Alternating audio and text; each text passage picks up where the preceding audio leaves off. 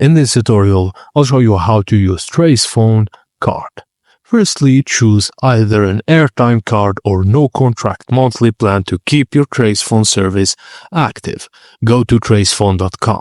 From the airtime drop-down menu, select either pay-as-you-go or monthly value plans, depending on which plan you prefer. Add the plan you're interested in and proceed to the checkout process. You can adjust the quantity if you'd like to buy more than one plan in advance. Just note that the plans won't be active until you activate them.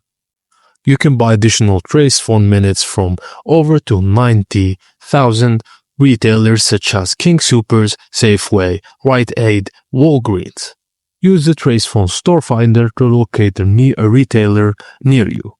To add airtime over the phone, just call their number, have a credit card or another acceptable payment method ready for the transaction.